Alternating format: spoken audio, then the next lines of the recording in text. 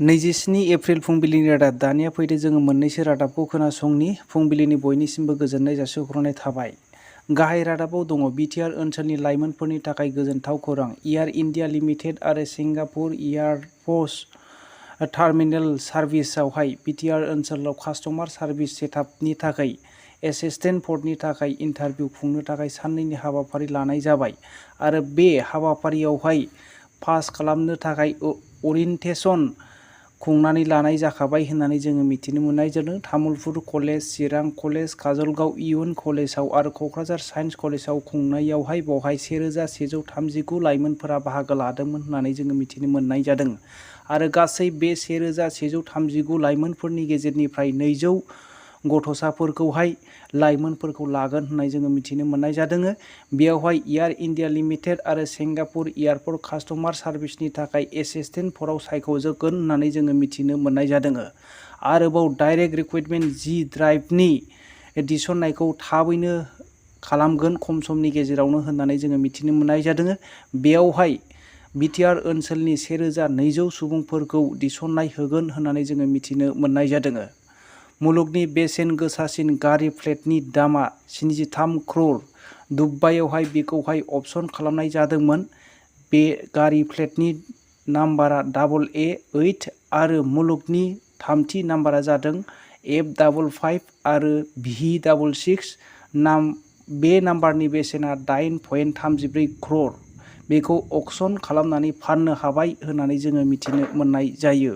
मध्य प्रदेशनि खांडवा ओनसोलावहाय आमिषा पटेल हिर'इनखौ मोनसे फांसनावहाय आलासि महरै स्टेज पारफर्मेन्स खालामनो थाखाय हांख्रायदोंमोन। बियो 3 मिनिटल' पारफर्मेन्स खालामनानै 4 लाख रां लानायनि आमिषा पटेलखौहाय केस होनाय जादोंमोन। उनाव पुलिसफोरा बेखौहाय जेरा सोंनायावहाय बियो बुंनो गोनां जादों स्टार प्लेस एन्टारटेनमेन्ट आरो अरविन्द पान्डेआ मोजां लाहार फाहार खालामनाय जायाखैमोन। गावनि जिउआ सुरक्षित गैयै मोननायखाय बियो स्टेजखौ नागारनानै फैनो गोनां जादों होननानै पुलिसफोरनि सिगाङाव स्टेटमेन्ट होनायखौ जोङो मिथिनो मोननाय जायो। पाकिस्तान कराची इउनिभार्सिटियावहाय बम बेरनानै 3 चाइनानि फोरोंगिरिफ्रा थैदों आरो सासे पाकिस्तानिया थैदों होननानै जोङो मिथिनो मोननाय जादों। सुलुंनिफ्राय मिथिनो मोननाय बायदिब्ला PM साहबा सरिबा बे जाथायावहाय सोर मावदों बेखौ थाबैनो हमनानै साजा होगोन होननानै बिथाङा फोरमायनायखौ जोङो सुलुंनिफ्राय मिथिनो मोननाय जादों। वेस्ट बेंगलनि मालदायावहाय बम बेरनानै 7 गथ'फ्रा जखम जादों। थाइजौ बागानावहाय बे बमखौ गारनानै गालांदोंमोन। गथ'फ्रा बल साननानै गेलेदोंमोन। बेयावनो बमा बेरफ्रुनानै 7 गथ'आ गोब्राबथार जखम जादों होननानै जोङो मिथिनो मोननाय जादों।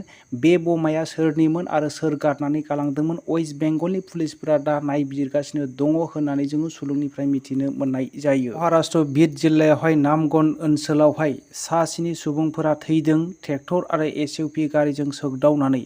बे थैनायफोरनि गेजेरावहाय 7 आइजोफोर दङमोन होननानै आङो मिथिनो मोननाय जादों आरो 10 सुबुंफ्रा जखम जादों होननानै जोङो मिथिनो मोननाय जायो।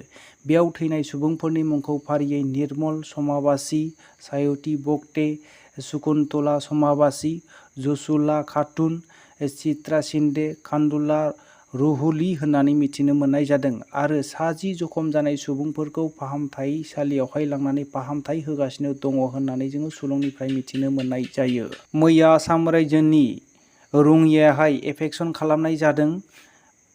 मोन 30 दखानफोरखौहाय JCBजों जावसि जावला खालामनानै होखारनाय जादों होननानै जोङो मिथिनो मोननाय जादों। गोबांथार एरियानि आरो ओनसोलनि सुबुंफोरा 2008 मायथाइयावनो केस होनानै आरो बेखौ हाइकर्टआ अर्डार होखादोंमोन होननानै जोङो मिथिनो मोननाय जादों। दा बेखौ मावफुंनानै होनायनि थाखाय ओनसोलनि सुबुंफोरा बिमायनो गोजोननाय मोननाय फोरमायनायखौ जोङो सुलुंनिफ्राय मिथिनो मोननाय जायो। राजस्थाननि दौसा होननाय ओनसोलाव 35 बोसोरनि सासे आइजोआ लामायाव थाबायलांबाय थानाय समावहाय सासे सुबुङा लिफ्ट होनो नागिरदोंमोन आरो लिफ्ट होनो नागिरनायखाय बियो गारिजोंहाय थांफादोंमोन। उनावहाय जे जायगायाव थांनो गोनां जादोंमोन बे जायगायाव लाङालासिनो बे हिन्जावखौ हाग्राबारियाव लांनानै ग्रुप आथोन गेलेनानै बेखौहाय बुथारनानै हाग्रायावनो गारबोदोंमोन आरो बिसोर सुबुंनि गेजेरावहाय दिनै सासेखौ हमनो मोनबाय आरो माखासे सुबुं खारनानै थानायफोरखौहाय नायबिजिरगासिनो दङ होननानै जोङो मिथिनो मोननाय जायो। भारतनि इयुथ कंग्रेसनि दैदेनगिरि राहुल गान्धीआ टुइट खालामनानै बिदि फोरमायनायखौ जोङो मिथिनो मोननाय जादों। जोंनि भारताव 45 करोड़ सुबुंफोरा खामानि गैयै जाबाय आरो आसा गैला दि मिजिं गैला सरकारनि सायाव खामानि मोनगोनखौ।